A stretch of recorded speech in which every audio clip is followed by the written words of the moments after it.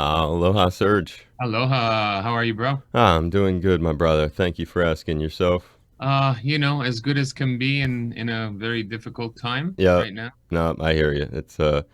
I totally know what you're saying. Whenever you go to Europe, you realize these American greetings that we have sound so funny because I got a lot of friends in Venice and stuff. So you're like, "Hi, how are you?" They always laugh. "Oh, I'm good. How are you?"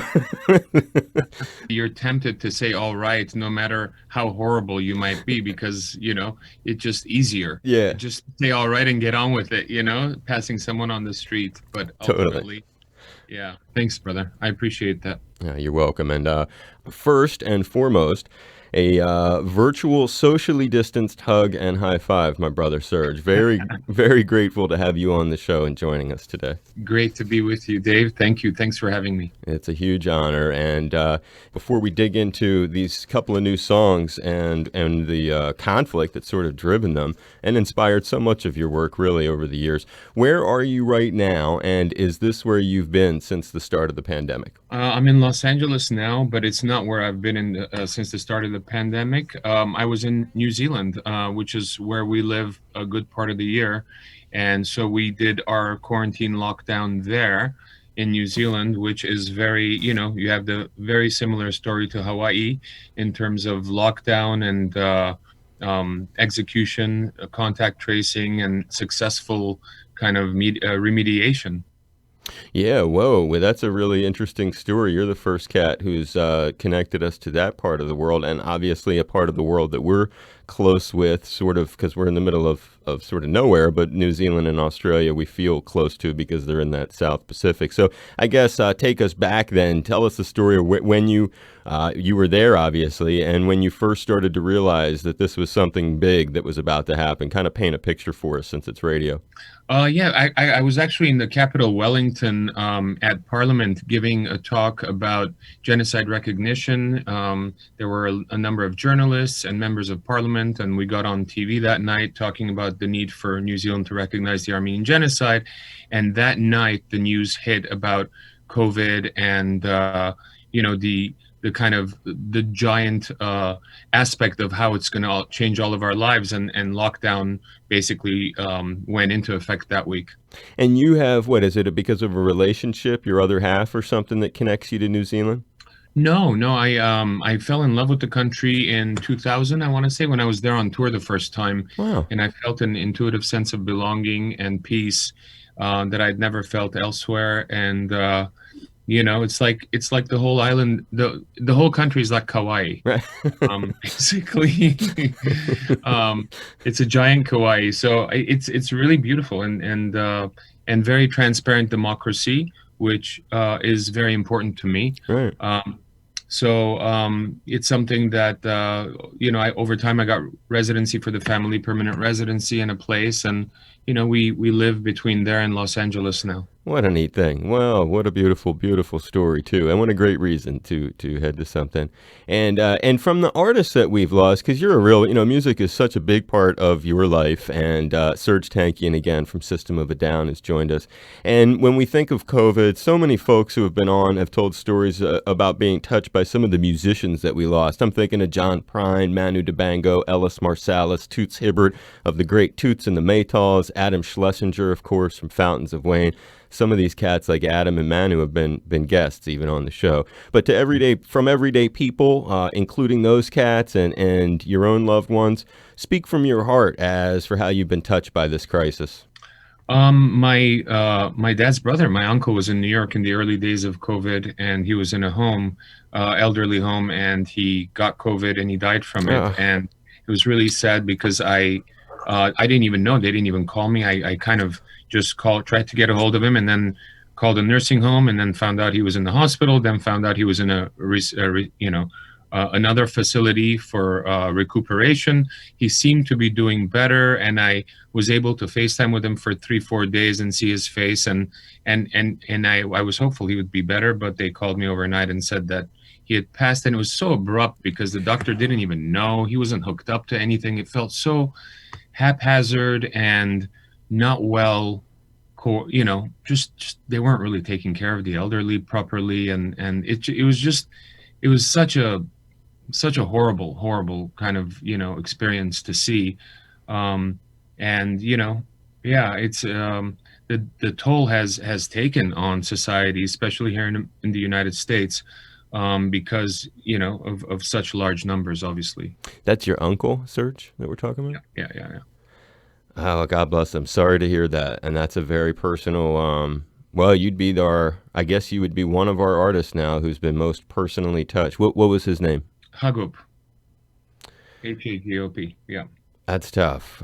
That's very, very tough. Well, certainly Yeah, that. no, it's a crazy. It's been a crazy thing, and the difference between you, if I may, the difference between New Zealand and the U.S. coming here and seeing how things are here, it is so different because it's not politicized there.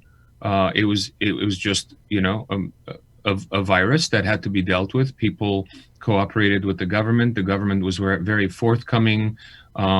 Factual, very strict in terms of the lockdown. Like, we didn't have takeouts or anything like that. It was very strict, but it really did the job, and they did proper contact tracing with people having an app. Anywhere that you go, you kind of put it, touch the QR code, and it would know where you are, so that it just the disease itself worked completely against the individuality of Americanism. And I think it affected this nation, to a large degree more because of that. It's profoundly. You hit the nail on the head, and you're the first person also to have that perspective of. I mean, we hear about the successes in New Zealand, and have obviously anyone could have seen the data, but you actually were there, and I guess you put a real. You kind of underlined the one thing I got out of what you said is just cooperation between folks. It's when I hear you talk like that, I just get the feeling that perhaps there was a lot more everybody looking out for everybody else there. Yeah, yeah, it was a lot more, community effort, I guess, if you will. It's good to hear. And final question before we turn to these explosive new songs that you've got. It was not long before, after the pandemic began, that George Floyd's killing became this international resurgence of the Black Lives Matter police reform movement. And again, speaking from the heart, how have these touched you personally? It really affected me a lot, as an indigenous person of the Caucasus, and someone who, my family suffered genocide, my people suffered genocide. It touches me a lot when I see injustice in the world, in any form or kind, whether it's racial or legal, or anything in that matter, any type of imbalance that creates that type of injustice.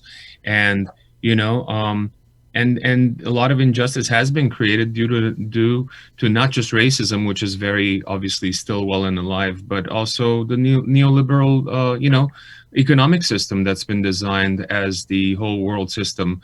And the combination of the two are quite staggering in terms of chokehold on progress of humanity. I empathize with it because of that, because of those things. I empathize. I haven't been. I can't imagine what people feel when they are in a situation where they are arrested because of how they look, or because of the color of their skin. Well, in a way, I can, because having long hair and living in certain parts of I've been pulled Right. over for looking wrong, and I've had a gun to my head, you know, because of whatever they thought I was someone else, or it has happened. It does happen, I guess, it's really about changing the narrative towards something progressive, getting rid of the inability to progress into the future in a proper egalitarian way. It's a great way of putting it. And what you said about being in the car, it reminds me we had the great Randy Brecker of the Brecker Brothers on as part of the series a month or so ago, and he told the story of a lot of the musicians he's been in bands with have been African American or dark skinned, and he knows the feeling. He was telling us, I'm just paraphrasing, of being in a car and watching their reaction when the car gets pulled over. And Really different, right? yeah, right. And he's kind of like what you said, like it's hard to say what it's like, but when you've seen it up close like that and you realize, my God, what an experience it is for them versus me when when we get pulled over. So now I liked what you said there. It had a lot of empathy, and empathy, I guess, is certainly part of the passion that drives you. Your first new music in 15 years as a band. That's a long time, and in this case, driven by the conflict between Azerbaijan and Artsakh, and clearly something that has driven your passion for a very, very long time, from reading about you, in fact. This conflict that inspired System of a Down's first new music in so long really connects deeply to your own background, going all the way back to your grandparents, all four survivors of the Armenian genocide. So I guess to start, perhaps explain how your roots and the band's really inform this passion and then these songs. Well, I guess to kind of to kind of make it really short, I guess on September 27th of this year, the combined aggressive armies of Azerbaijan and Turkey attacked a small enclave of Armenians known as Artsakh, Nagorno-Karabakh Republic, that have been living there since 500 BC. The fallout has been devastating. It's been a humanitarian catastrophe. There's been numerous war crimes that have been committed and recorded. A lot of deaths, a lot of civilians, a lot of bombing of civilian territories. And now we're dealing with a whole humanitarian disruptive kind of imbalance and chaos within Armenia proper because of it, because of kind of almost like a post-war horrible but a memorandum of understanding that was signed under duress. So it's really tough. Anyone who's Armenian around the world has been activated for the past month and a half because of this aggressive war against our people, and it is committed by countries that deny the Armenian genocide. Countries, specifically, the president of Turkey, who has talked about finishing what his grandparents started with the Armenian genocide. There's been numerous genocide alerts by Genocide Watch and the International Association of Genocide Scholars during the war. It's just, it's been really difficult for all of us. But it has activated the global diaspora and Armenian community, including the band members of System of a Down. And we got together almost to do something outside of ourselves, not for music's sake, which is generally what we create music for, or anything, or for each other for that matter, or for the band's sake, but for our people, for the cause, for justice, which is more important to us right now than any record we've ever released, any song that we've ever put out. So we did these two songs, Protect the Land and Genocidal Humanoids, and we're donating the proceeds, all of the band's proceeds, to the Armenia Fund, which is an Armenian nonprofit that deals with humanitarian aid. And also, via those songs, I'm getting to talk to you, Dave, and to NPR in Hawaii, and talk about this issue and raise awareness about it. One thing I also want to say, that I should have started the interview by saying thank you to Hawaii, because Hawaii is one of the states of the United States that has recognized the Republic of Artsakh a couple of years back.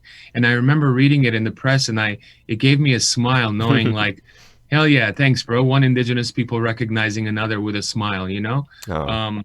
So thank you, Hawaii. Oh, right on. Well, that's a very warm note, and in these are issues, you're right, that you will find a lot of people here who are concerned and who understand, and that is when you talk about music for music's sake. I mean, these guys are donating the proceeds, as Serj has said, to providing humanitarian, civilian, and medical relief in Artsakh. So using their time and their effort to be selfless in this way, both to try to get a story out there, but also to try to raise funds. And just so I make sure I have it right, do I have it right? All four of your grandparents, survivors of the Armenian genocide? That's correct, yeah. And what a fascinating, you have such a beautiful and distinctive voice that you've got. You are born in Beirut, but of Armenian ethnicity. Do I have that right? Correct. You were really young when you got here, yeah? Yeah, I was 7 years old when my parents came to the U.S. Right at the beginning of the Lebanese Civil War. I was born in Lebanon because my grandparents were orphans that ended up in Lebanon and Syria after, the genocide, after Right. World War I.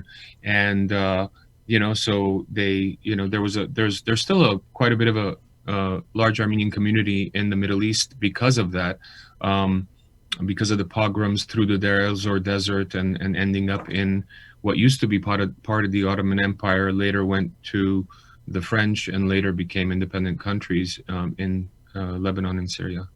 And the fact that pull the lens back too, because what's even more potent, perhaps, about the messaging from the group and why it resonates so deeply for all of you, Serj. Your bandmates also have. Do all four of you have this shared heritage? From everything I could read, the answer would be yeah. Yes, all four band members are Armenian. We're all born in different places, but we are Armenian by heritage and share the same ethnic, indigenous past. And you're all American too, which just goes to highlight the real diversity and melting pot, which we truly are. And sometimes people don't realize that the United States is really made up of so many different colors and fabrics. It's really like a rainbow quilt, if you will, of different kinds of people. And all of you cats, it was a school, from reading about it, that the genesis, like the main formation of the band, came because you had gone to the same, not at the same time, but you and this other cat had gone to a school there in the LA area, an Armenian day school of some kind. Yeah, well, the band wasn't based on that, but we three out of four of us were at an Armenian school in Hollywood, Right. and I was older than Shavo and Darren, but they went there as well. And then years later, we just kind of, through rehearsal sharing situations, ended up in close proximity to each other, ended up working with each other, and then John joined us later. And But yeah. and then jumping, and that's just cool because it just it helps to identify why this is such a deep passion. That you're not really, you're kind of speaking for everybody in a lot of ways. I guess it's also what I was. I mean, you're speaking for yourself, but it's something that the band obviously shares. And these two new songs, "Protect the Land," "Genocidal Humanoids," both of these, they're donating the proceeds to the Armenia Fund, a nonprofit supporting humanitarian aid in Artsakh. Because of the situation we're in, any kind of new music always seems to, go, huh, when did they do that? So when were these recorded? And did you guys all come together in the studio? And I understand it was a band member who did the writing of this, but talk a little bit about how maybe he approached you with these songs and the putting them together, which I'm sure will fascinate anyone. Sure, Dave. So I was in New Zealand and already dealing with, the war effort, I guess, activism having to do with the war effort in terms of awareness and fundraising, and we were connecting about having system post about, having, helping disseminate that information, which we did. And then John hit us up and said, "Listen, guys, I know we haven't been in the studio or put out music in so many years. I think it would be vital to do something for our people. What do you guys think?" And we all agreed immediately. And it turned out Darren had a song that he had written about the soldiers who defend the land, who defend their families in Artsakh specifically. And so he played it for us. He sent us the song, and we listened to it, and it made total sense. The lyrics were, on the nose, and so I started working on some harmonies and stuff while in my studio in New Zealand, and sending it to him until we understand what we're doing in that aspect. And then he also had another song that he had written earlier on, that he wanted System to do that we had never done. And at first I was just thinking that we're doing one song, but then it turned into two, which is fine. But it got all done in like 3 days in the studio. You know, and so it kind of turned out. It's not our normal pattern. We would have sat down, reviewed the music, tried different parts, tried different things and whatnot. It was more about expediting. It was more about, listen, we need to get this out next week. Right. We need to do this for our people. And so we were, not only our guard was down personally because we were doing it for a cause outside of ourselves, but we were also not very critical. We just said, let's do this, let's make it the best we can. And I think we did. And I think it's resonating, because of that. I think it has nothing to do with System of Down and more to do with our passion for justice and helping our people. Yeah, well, I mean, that's a great way of putting it. I mean, it's kind of like putting aside the business stuff and getting to what really matters in life, and being able to have that shared passion is something that, as you put it, brought you guys back together for the first time in 15 years to do this. Now, when did you fly back, Serj, from New Zealand to the United States? Did you fly back to do the recording? Is that how that worked? I could have done the recordings there for vocals because I have a little studio, but we were flying back anyway to see family because we were in New Zealand for about 9 months during the Right. whole COVID thing, and so I was coming here anyway. So we did it literally I got into the studio 2 days after I landed, and just yeah, we just got in and did it, and then started doing the program to get all of this out. And just try to fundraise. We're going to be doing a fundraiser that we'll announce soon on Instagram Live as well, coming up. And we just want to keep the momentum going, and we appreciate the how people have resonated with the songs and the excitement around them. And it's great to see art open minds, and it's something that I've always believed in through what I've done for years with music, but it's great to see it in a very kind of non-ambiguous way, in a very direct way, talking about the issues. And the band has a message that you can see online about what these songs mean to us, and what's going on in Armenia and Artsakh, and how it's important to us. So all of that awareness is really crucial, and it's really made a difference. And it's and we're still working. We have a lot of work to do, and we won't stop until we get some justice.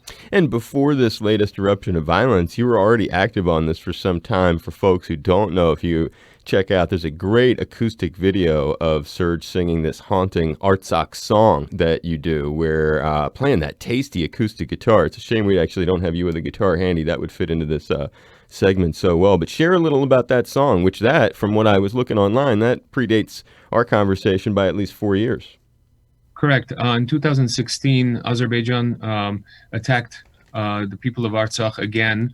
It was a 2-day war or a 3-day war. It was quite short, and it didn't have this type of devastating effect. But it really caught my attention, and really wanted to write something for the people who live there, how their past relates to their rivers, how their past relates to their mountains, and how that is the people that they are, how intrinsic the land is to their indigenous personality, and how important that is for them to be on that land.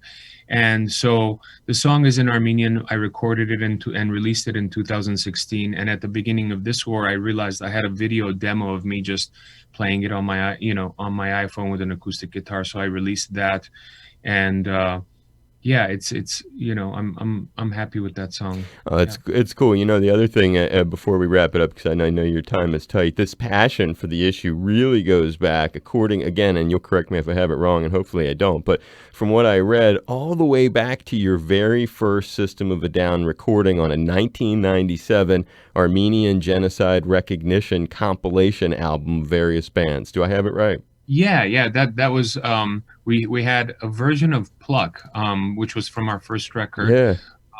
On an Armenian genocide compilation. That's correct, for with a bunch of Armenian artists that a friend of mine had a little Armenian label wanted to put out, and the band agreed. But yeah, I mean, we've been when it comes to our people, we're the ultimate activists, because we have suffered such a terrible loss with our history because of the genocide, that it really kind of brings us together and makes us want to fight for positive change. Well, it says a lot. This is a band that, among distinctions, have had 3 of their albums debut at #1 on the Billboard Top 200. They've had multiple #1 hit songs, Grammy Award winners, and taking their time to care about others. And certainly you have a connection through your background, but it's very strong, this passion, and it's impressive that throughout the years, like those examples I just gave, you're always trying to do some good. I really think it's admirable, Serj. Thanks, Dave. I appreciate that, brother. You're quite welcome. And Serj Tankian at System of a Down. 2 new songs. Now, which one is your favorite? I'm thinking for the radio piece, just because it's radio and drive time, and like the genocidal humanoids is so aggressive. I was thinking protect. I was thinking we go out with protect the land. Hopefully that's okay with you. I'm down with that. I'm down with that. Okay, you are great. And it's again Serj Tankian, System of a Down. Both of these songs out now, and the proceeds going to the Armenia Fund. It's a nonprofit providing humanitarian, civilian, and medical relief in Artsakh. And I hope that we can stay in touch. I hope that you felt welcomed and appreciated, and that this has been a positive experience for you being on our Off the Road series and part of All Things Considered with us. It has been, brother. Thank you. And thanks for having me on. I really appreciate it. Giving you a hug, a high five, and hoping that everything works out good for you. And again, appreciating your time and grateful to have you on. Hopefully, have you ever been to Hawaii? I've been to Hawaii many times. Yes. Last time I was there, I want to say was it last year or the year before? And we generally go to Kauai, like rent a house and spend time with the family, bring the whole family, and just get away from the big smoke, Right. Yeah, sure.